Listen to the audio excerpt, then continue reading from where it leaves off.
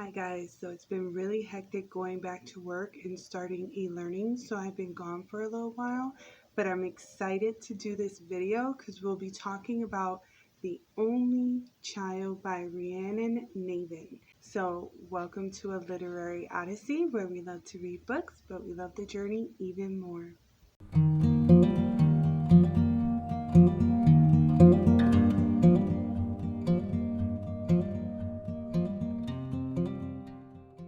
So this book was very eye-opening. It was sad, especially for a teacher, because it centers around a horrific event that is probably every teacher's, every parent's worst nightmare. So it starts off with our main protagonist, Zach, who I believe is in kindergarten, and he is in a locked closet with his teachers and all of the rest of the kindergarten students, and there's an active gunman in his school, and so he's recounting how many pops he hears. So in essence, he's in a situation where there's an active shooter. When that finishes, when that horrific tragic incident ends, they wind up at the local church near their school where the students are waiting for their parents to pick them up. So he notices that he doesn't see his brother anywhere. His mom comes and gets him. His father is pretty much with the mom trying to figure this out. The mom ends up going to the hospital, and she's awaiting kind of like the results of her son. But then they find out that his brother Andy, who's in the fourth grade, did not survive the shooting. And so the book centers around not only Zach being 5 years old and in kindergarten, coming to try to understand his new world as an only child now, but it also really reflects on how parents can take the loss of a child very different.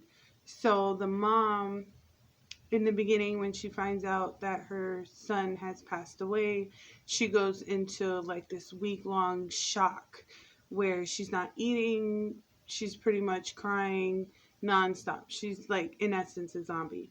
Eventually, she snaps out of this and she goes into this very angry, vengeful, trying to seek justice for her son, which honestly, I understand because I have two young children of my own, and if this was to happen, God forbid, I would probably be devastated in the beginning, mourning my children, and then I would probably snap and want to go after the family of the person who hurt my child or killed my child. So the mom kind of takes that path, and she contacts a lot of local news agencies just trying to bring awareness to this situation and how the family of the gunman needs to suffer.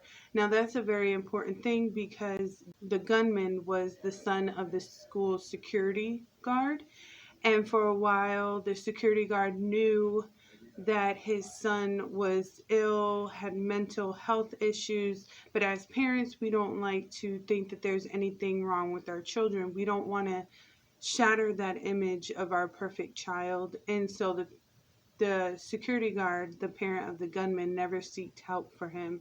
And so he waited too long and he performed this horrific act at the school. The mom, in essence, is trying to go after the father, but they tell us in the book that he was the security guard there for a very long time, so he also knew the mom as she was a kid, and so they had pretty much a bond before this happened, but it was shattered because she lost her child at the hands of the gunman. But it also takes a turn with the dad, and I actually love the portrayal of the father in this book. He was very supportive. He was trying to show his wife support while trying to show his son support.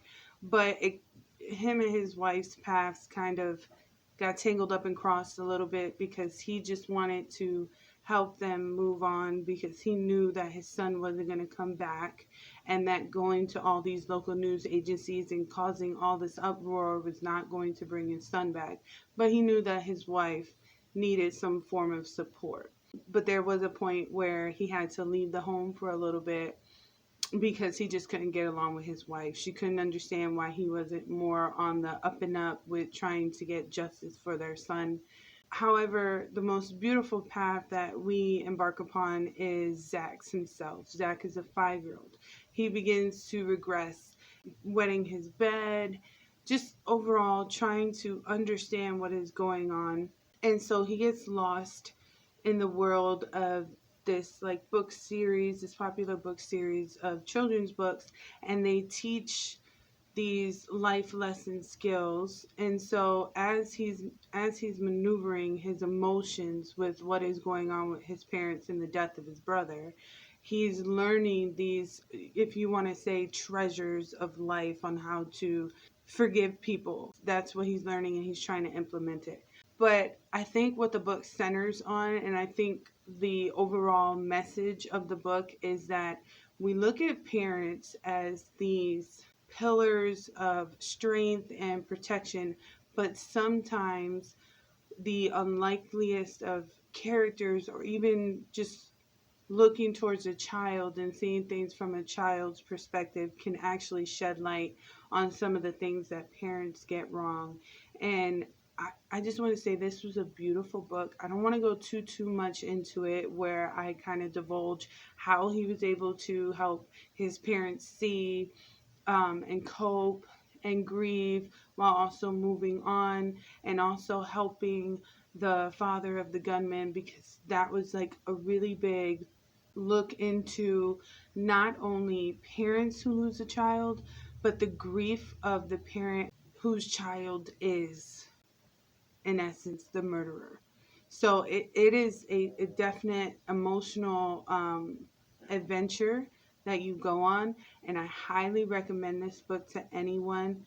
If you, however, yes, have lost a child, have experienced an active shooting inside of your school, I would probably say that you should steer away from this. But if you know someone who has either lost a child or experienced these events, it might be a book to help them see I don't want to say a brighter side to losing your child, but it is definitely a book that opens your mind to seeing that forgiveness is possible in such a horrific event as losing a child. So that was The Only Child by Rhiannon Navin, and I hope you pick up and enjoy.